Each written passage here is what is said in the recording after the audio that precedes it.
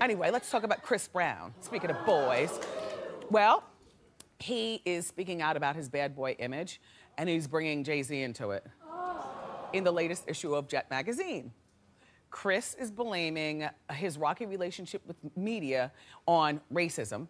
He says that Jay-Z is one of the few black artists who seems to get treated fairly by the media.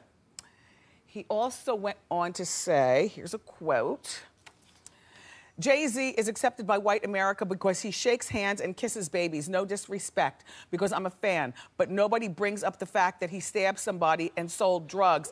He gets a pass. Okay, I remember when he stabbed Un.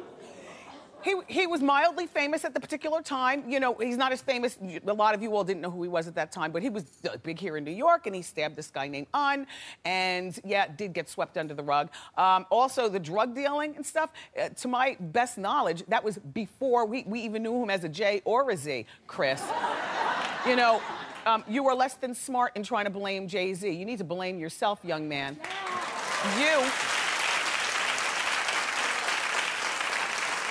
You're a woman beater, you're disrespectful, you threw a chair out of the window at Good Morning America, your attention. Whatever happened to that cute young man that used to dance for the doublemint?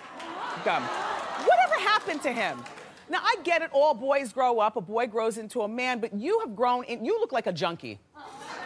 Now, that's what I'm gonna say. You got those nasty tattoos, you're way too skinny. You know, you don't seem to have respect for much at all. You know, you beat the stew out of Rihanna, and you're with that coochie crayon right now. You know, I gotta tell you something. If you made better, you know, Rihanna is good, but the Rihanna that she's become is, to me, a little too edgy if you're looking to change around your image and you want to be treated the way Jay-Z is. Why don't you go out with a nice girl named Mallory? Or something. Do you know what I mean? I mean, it helps Jay-Z's image that Jay-Z is very cognizant of his image, but it also helps a lot that he's with a nice girl named Sasha Fierce, you know? And please don't Twitter war me, because I don't bark back. So please, you know, save your Twitter war rant, young man.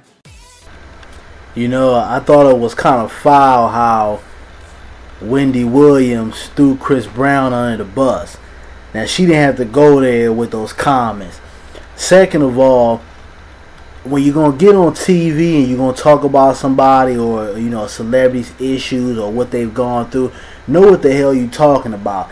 Now, Chris Brown did not blame Jay-Z for the altercations he's been in or the hate or blaming racism that he experienced after that whole Rihanna issue. What he was saying is that you have celebrities that get a pass for certain things due to them kissing ass and going by what we would call the white man's script. Now, Wendy Williams sits up here, you know, and act like, you know, she's holier than thou. And Wendy Williams is no saint. She acts like, you know, she never made no mistakes.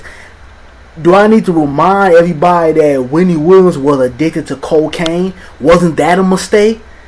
But you want to go after this cat because of a mistake he was in that it happened, what, 5 years ago? Then you could tell by the way she was talking that she's very biased, you know, towards Rihanna. You know, Rihanna's the saint, you know, and she didn't do anything, or, you know, she didn't egg on the situation or even put her hands on Chris Brown, which is common sense that she did put her hands on him. Now, whether she provoked him, which if I had to roll the dice on it, I would say yeah, but we can't really prove that situation. But we do know that she did put her hands on him. But it's just, you know, you got people out here that want to go after Chris Brown and talk about him like, you know, this man-looking Wendy Williams, and she's been addicted to cocaine. She says foul things about Method Man and his wife. And I think a couple of years ago, she put some information out about Method Man, saying that, you know, his mother had breast cancer, which he did not want to put that out to the public. But she took her little wide hip ass on national TV and talked about that man's personal business. And, you know, you gotta watch what you say and do, especially when you're in the public eye, because people will run into you. And, you know, everybody not gonna take that. You got people who will knock you upside your head for the type of comments you make. And she just completely threw this brother under the bus. You know, like I said before, Chris Brown is no saint. I do think he needs to watch some of his actions and needs to watch what he says and does. But at the same time, don't throw this brother under the bus. You know, he was right. You know, it is racism. You know, he's young. He's a black male. He's talented. And like I said in my previous video, the public does not think he's suffered enough. He still was able to come out here and make money and be able to tour and still have fans after all the drama. And that's what people hate. People want you to fall to your destruction. And I just think it was wrong, you know, her being a sister out here that has a voice, has a national TV show, to not understand where Chris Brown was coming from. Instead, what she does is she does what these white people are doing, just throwing right under the bus. But you guys give me your feedback on Wendy Williams' comments and, you know, just this whole situation. But, you know, I think she was out of line.